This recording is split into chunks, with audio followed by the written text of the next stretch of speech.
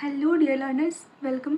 मैं हूँ सिया और आज हम पढ़ने वाले हैं क्लास 6 चैप्टर 7 जिसका नाम है रूरल लाइवलीहुड। ऑलरेडी हम 6 चैप्टर तक कंप्लीट कर चुके हैं और अब 7 पर पहुँचे हैं जिसका नाम है रूरल लाइवलीहुड। आज हम पढ़ने वाले हैं। तो NCERT की जो टेक्स्ट बुक है वहाँ से मैंने आपके लिए नोट्स बनाए हैं। चलिए स्टार्ट करते हैं। पहला इसका जो टॉपिक है वो है कलपट्टू विलेज।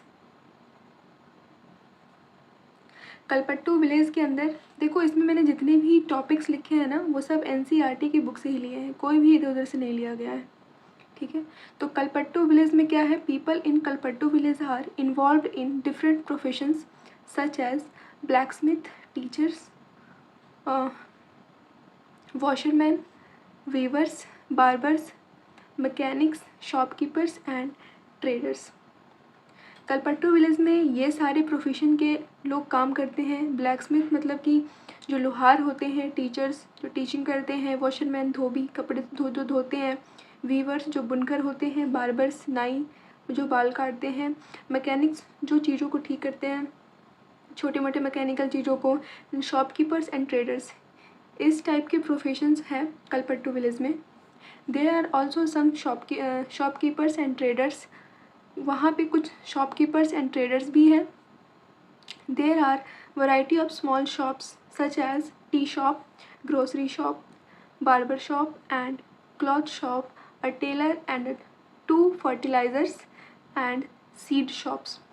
कलपट्टू विलेज की बात कर रहे हैं हम रूरल एडमिनिस्ट्रेशन के अंदर। तो वहाँ पे क्या क्या चीज़ें हैं, कौन कौन सी शॉप्स हैं, क्या क्या प्रोफेशंस हैं, क्या क्या सर्विसेज हैं, वहाँ पे जो चीज़ें हमको वहाँ पे मिल सकती हैं वो चीज़ें यहाँ पे दे रखी हैं। Most of the families earn a living through agriculture, और बहुत सारी ऐसी फैमिलीज़ हैं जो एग्रीकल्चर से अर्न करती हैं, मतलब कृषि करती हैं। Paddy is main crop that is grown in irrigated land.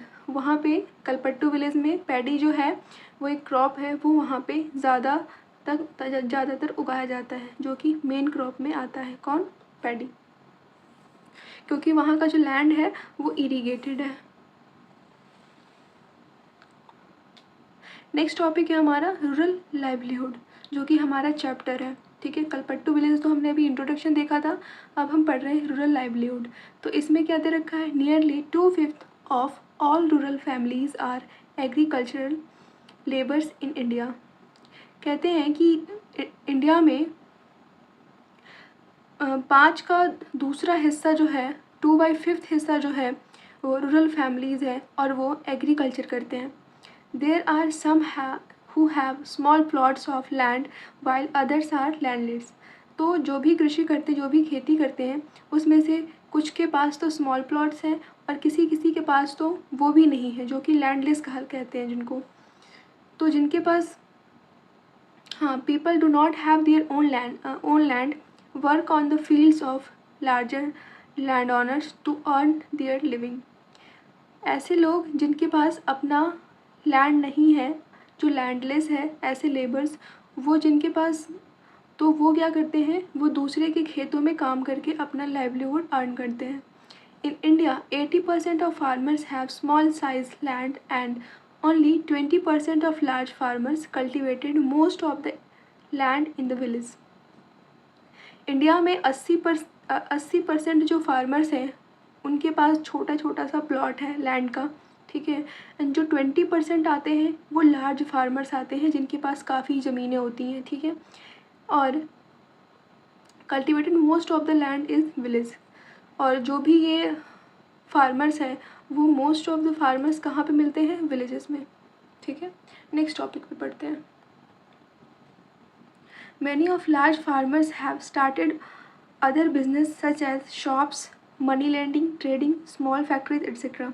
जो भी लार्ज फार्मर्स हैं तो उनके पास ऑब्वियसली उनके पास ज़्यादा पैसे होंगे, तो वो कुछ छोटे छोटे से बिजनेस स्टार्ट कर लेते हैं, जैसे कि कुछ शॉप खोल ली अपनी, मनी लेंडिंग का काम शुरू कर दिया, ठीक है, ट्रेडिंग का काम स्टार्ट कर दिया, स्मॉल फैक्ट्रीज़ वगैरह ओपन कर लिया।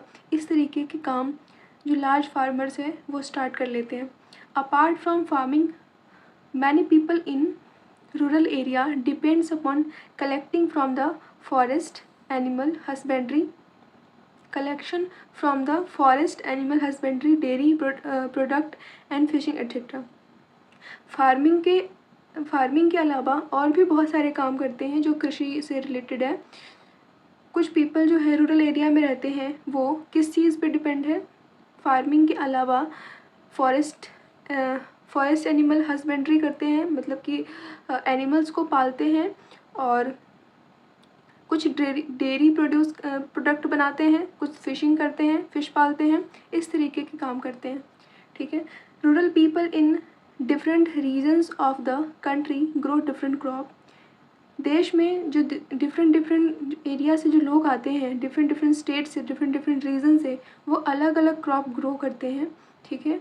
वहाँ की मिट्टी के, वहाँ के इरिगेशन के, वहाँ का जो सोइल है उसके हिसाब से, और वहाँ का मौसम किस टाइप का रहता है उसके हिसाब से। नेक्स्ट है, but there are various similarities in their life situations and the problems that they face. But बहुत सारे सिमिलैरिटीज़ भी हैं उन किसानों में, अलग अलग रहने के बावजूद भी बहुत सारी सिमिलैरिटीज़ हैं, और उनके साथ problems and situations same face करना पड़ता है। नेक्स्ट है, some families in rural area which thrive on large acres of lands, business and other activities। कुछ फैमिली जो है रूरल एरिया में भी रहते हुए वो लार्ज एकर्स ऑफ लैंड होता है उनके पास, और उनके पास बिजनेस भी होता है और अदर एक्टिविटीज़ भी होती है, तो काफ़ी अच्छी फैमिली होती है उनकी। ठीक है। नेक्स्ट है, most small farmers, agriculture labours, fishing families, crafts person in the villages do not find enough work to keep them employed throughout the year। कुछ छोटे छोटे जो फार्मर्स होते हैं उनके पास एग्रीकल्चर लेबर के और fishing families, craft person in the villages, इन सब के पास हमेशा बहुत ज़्यादा काम नहीं होता है। ठीक है। तो ये एम्प्लॉयड नहीं रहते, पूरे साल इनको काम नहीं मिलता है। ठीक है।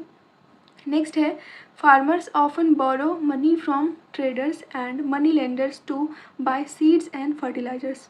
तो ऐसे किसान, स्मॉल फार्मर्स जिनके पास कम लैंड होता है या फिर ज़्यादा उनके पास कैपिटल, उनके पास ज़्यादा पैसे नहीं होते हैं, तो वो मनी उधार लेते हैं ट्रेडर से एंड मनी लेंडर से। मनी लेंडर्स वही करते हैं जो लार्ज फार्मर्स होते हैं, उन्हीं से पैसे उधार लेते हैं सीड्स वगैरह, बीज वगैरह खरीदने के लिए एंड फर्टिलाइजर्स लेने के लिए। तो ये हालत होती है स्मॉल फार्मर्स की एंड लार्ज फार्मर्स की। तो इस चैप्टर में हमने यही पढ़ा है। तो ये चैप्टर हमारा यहीं पे कंप्लीट होता है। आई होप आपको समझ में आया होगा। अगर समझ में आया है और थोड़ी सी भी मदद मिली है तो please like, share and subscribe कर लीजिएगा। मिलते हैं नए वीडियो के साथ, तब तक के लिए बाय बाय, टेक केयर।